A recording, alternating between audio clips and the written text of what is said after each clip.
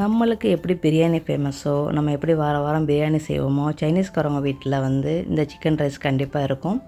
அதே மாதிரி சைனீஸ்காரவங்க கடைகள்லையும் இந்த ரெசிபி நீங்கள் கண்டிப்பாக பார்த்துருப்பீங்க. ரொம்ப பேர் ரசனையும் பண்ணி பார்த்துருப்பீங்க. அந்த டேஸ்ட்டு மாறாமல் குறையாமல் சிக்கன் ரைஸ் கடையில் இருக்கிற டேஸ்ட்டை நான் உங்களுக்கு இதில் கொடுத்துருக்குறேன். 3 மாதிரியான சம்பளம் உங்களுக்கு இருக்குது. கண்டிப்பாக பாருங்கள். அதே மாதிரி 2 மாதிரியான கோழியும் நான் உங்களுக்கு சொல்லியிருக்கிறேன். வீடியோ பாருங்கள். பார்த்துட்டு இந்த வாரம் கண்டிப்பாக நீங்கள் உங்கள் பசங்களுக்கு இந்த ரெசிபியை ட்ரை பண்ணி கொடுத்து பாருங்கள். கண்டிப்பாக திரும்ப திரும்ப செய்வீங்க. Welcome back my channel.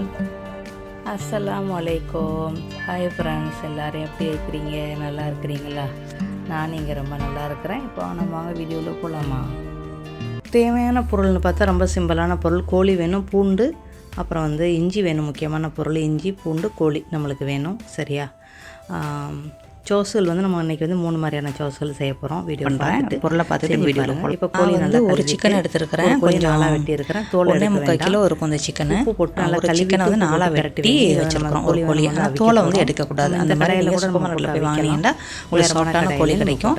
அதை வந்து 4 வெட்டிக்கலாம், முழு கோழியாக வைக்கலாம். அதுக்கு ஒரு 1.5 லிட்டர் தண்ணியாவது நம்ம வந்து ஊற்றணும். அப்புறம் வெங்காய இலை இருந்துச்சுன்னா ஒரு 2 வெங்காய இலை, 3 வெங்காய இலை உங்களுக்கு வேணும் இந்த ரெசிபிக்கு. அப்புறம் சூப் இலை கிடச்சிச்சின்னா ரொம்ப நல்லது. சூப் இலையும் கொஞ்சம் எடுத்துக்கிறோங்க. சூப் இலை உங்களுக்கு கிடைக்கல அப்படின்னா அதை வந்து ஸ்கிப் பண்ணிடுங்க. ஆனால் கண்டிப்பாக வெங்காய இலை வேணும். அப்புறம் தண்ணியை வைங்க. தண்ணியை வச்சு இஞ்சி, வெங்காய இலை, சூப் இலை இது 3ஐயும் தண்ணிக்குள்ளே போடுங்க. போட்டு நம்ம வந்து உப்பு பிரட்டி வச்சுருக்கோம்ல கோழி, அந்த கோழியும் அதுக்குள்ளே போடுங்க. ஒரு 20லேருந்து 30 நிமிஷம் வரைக்கும் உங்களுக்கு கோழி கண்டிப்பாக வேகணும். 20-25 நிமிஷம் உங்களுக்கு வெந்துச்சுன்னா போதும். முழு கோழியாக இருந்தால் கண்டிப்பாக உங்களுக்கு 30 நிமிஷம் வேகணும். முழு கோழியை போட்டிங்கன்னா ஓகேயா? இப்போ 4 பீஸையும் போட்டாச்சு. அது கொதிச்சுக்கிட்டு இருக்குது. நல்லா கொதித்ததோடு அடுப்பு அடைச்சிருங்க. சிறு அடுப்பில் வச்சு கொஞ்சம் நேரம் கொதிக்க வச்சுட்டு அடைச்சிட்டு ஐஸ் கட்டி ரெடி பண்ணுங்கள். ஐஸ் கட்டியை வச்சுட்டு தண்ணியை ஊற்றி இந்த ஐஸ் தண்ணி உள்ளுக்கு நம்ம அந்த வெந்த கோழியை எடுத்து இதுக்குள்ளே போடணும். போட்டு அது ஒரு 10 நிமிஷமாவது அந்த ஐஸ்கில் வந்து அது நல்லாவே ஊறணும். அதுக்கடையில் சிக்கன் க்யூப் இருந்தால் அந்த கோழியை ஊற்ற தண்ணிக்குள்ள அந்த க்யூப்பை போடுங்க. போட்டு அதை நல்லா கொதிக்கட்டும். கொதிச்சோன்னா ஃபில்டர் பண்ணி எடுத்து வச்சுக்கிறோங்க. அரிசியவும் நல்லா கழுவிட்டு வச்சுக்கிறோங்க. இப்போ நம்ம முதல்ல சோறு செய்ய போகிறோம். இதுக்கு தேவை வந்து பூண்டு, இஞ்சி, இது 2 பொருள் இருந்தாலே போதும். பூண்டு இஞ்சியும் போதும். நீங்கள் நச்சும் போடலாம், நைக்காமே சும்மாவும் போடலாம். 1 ஸ்பூன் அளவுக்கு பட்டர் போடுங்க. இதில் நீங்கள் கோழி கொழுப்பு இருந்தால் கூட பட்டருக்கு பதிலாக அந்த கோழி கொழுப்பை வந்து எண்ணெய் ஆக்கி நீங்கள் அதில் கூட சோறு செய்யலாம், நல்லாயிருக்கும். அப்படி இல்லைன்னா பட்டர் போடுங்க. அப்புறம் நம்ம இடித்து வச்ச இஞ்சி பூண்டை வந்து அதில் போடுங்க. போட்டு நல்லா வதக்கிட்டு இருக்கையிலேயே, அதாவது இடித்த இஞ்சி பூண்டு அவ்வளோதான், கொஞ்சம் கொஞ்சம் போட்டுக்கிறோங்களேன். இது வந்து நம்ம வந்து கரெக்டாக ஒரு 7 பேருக்குள்ளே சாப்பாடு செஞ்சுக்கிட்டுருக்குறோம். அரிசியை நல்லா கழுவிட்டு இது பண்ணி தண்ணியை ஃபில்டர் பண்ணி வச்சுக்கிறோங்க. தண்ணி ஒரு சொட்டு கூட இருக்கக்கூடாது. அந்த எண்ணெயில் போட்டு நல்லாவே பரட்டுங்க. அப்புறம் குக்கரை எடுத்து வச்சு நீங்கள் குக்கர்லேருந்து செஞ்சிடலாம். ப்ரெஷர் குக்கரோடு நீங்கள் ஆக்கலாம்.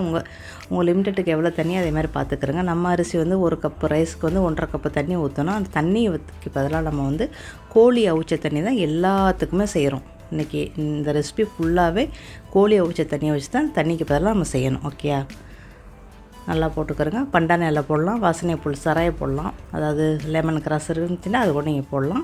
போட்டு உப்பு போட்டு கொதிக்க வைங்க. உப்பு ஏற்கனவே போட்டிருக்கணும், 10 உப்பு போட்டுக்கிறோங்க. அது பாட்டு குக்கரில் போட்டதுனால பிரச்சனை இல்லை, அது பாட்டுக்கு வெந்துக்கிட்டு கிடக்கும். தண்ணி மட்டும் 1 கப்பு ரைஸ்க்கு வந்து 1.5 கப்பு தண்ணி வைக்கணும். அதாவது இங்கே உள்ள ரைஸ்க்கு அப்படி வைக்கணும்.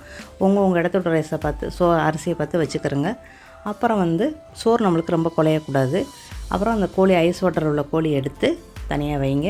2 வந்து நான் வந்து வெள்ளையாகவே கட்டிங் பண்ண போகிறேன். அதுக்கு வந்து ஒரு சோஸ் செய்யணும். சோஸுக்கு தேவையான பொருள் வந்து நல்லெண்ணெய் ஊற்றுங்க. இது எண்ணெய் முக்கியமாக எல்லாத்துக்குமே நல்லெண்ணெய் தான் ஊற்றணும். எண்ணெய் நல்லா ஒரு கரண்டி ஊற்றுங்க. ஊற்றிட்டு நான் இன்றைக்கி இதை வந்து தாளித்து செய்ய போகிறேன். 1 ஸ்பூன் அளவுக்கு பூண்டு, 1 ஸ்பூன் அளவுக்கு சோப்பு தான் பண்ணி போடுறேன்னா, சாப் பண்ண இஞ்சி 2மே ஒரு ஸ்பூன் அளவுக்கு போட்டுக்கிறோங்க. போட்டு நல்லா வதக்கிக்கிறோங்க. இஞ்சி பூண்டு கொஞ்சம் கொஞ்சம் போட்டு வதக்கிட்டு soya sauce, sweet soya sauce வந்து 2 கரண்டி போடுங்க. தீரம் ஒயிட்டர் சாஸ் வந்து 1 கரண்டி போடுங்க. சிக்கன் ஸ்டாக்கோட சாஸ் வந்து சின்ன ஸ்பூனில் ஒரு 1/2 ஸ்பூன் போட்டிங்கன்னா போதும். இல்லைன்னா இது வந்து ரொம்ப உப்பு கைக்கும். ஆனால் அது நல்லா டேஸ்ட்டாக இருக்கும். தண்ணி நல்லா எவ்வளோ வேணாலும் ஊற்றலாம்.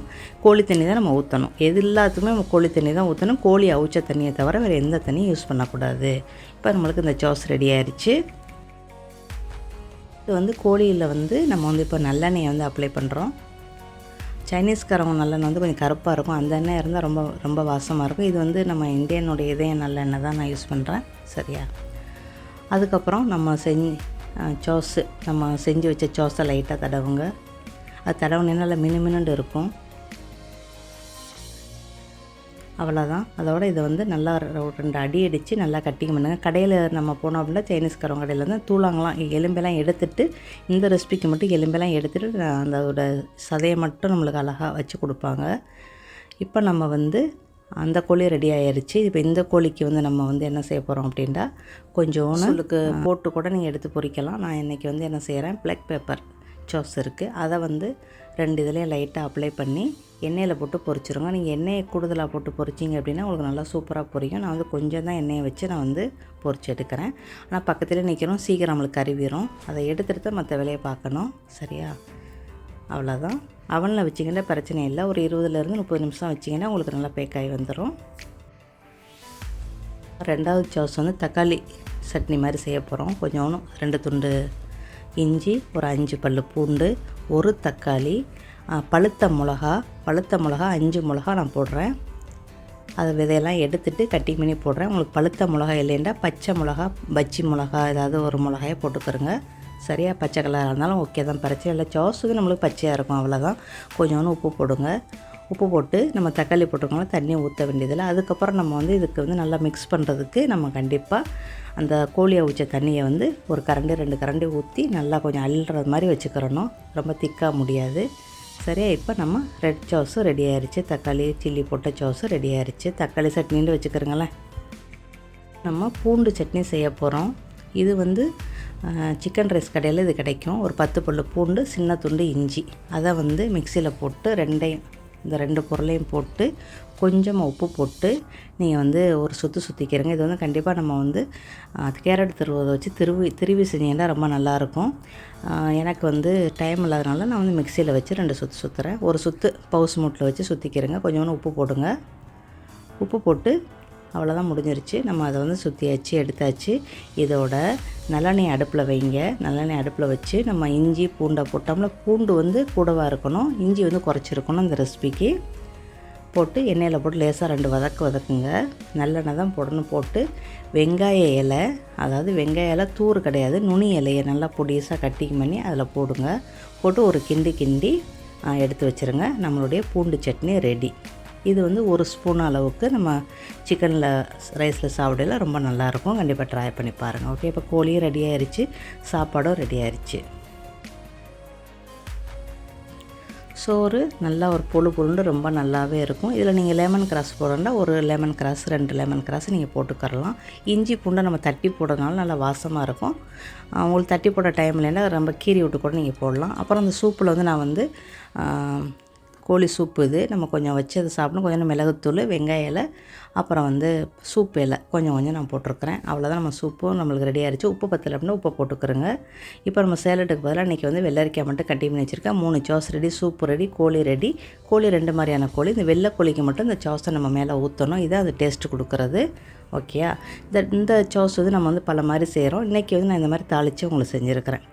வீடியோ பாருங்கள், பார்த்துட்டு கண்டிப்பாக செஞ்சு பாருங்கள். சைனீஸ் ஸ்டைலில் செய்யக்கூடிய சிக்கன் ரைஸ் இது நம்மளுக்கு சாப்பிட்றதுக்கு ரொம்ப நல்லாயிருக்கும். ஒரு தடவை செஞ்சிங்கன்னா திரும்ப அந்த சிக்கன் ரைஸ் கண்டிப்பாக செய்வீங்க. நம்ம வீட்டில் பொரிக்கிறத விட இந்த மாதிரி இருக்கிற சிக்கனை நல்லா விரும்பி சாப்பிடுவாங்க. அடுத்த பதில் சந்திக்கலாம். அவ்வளோ. அஸ்ஸலாமு அலைக்கும்.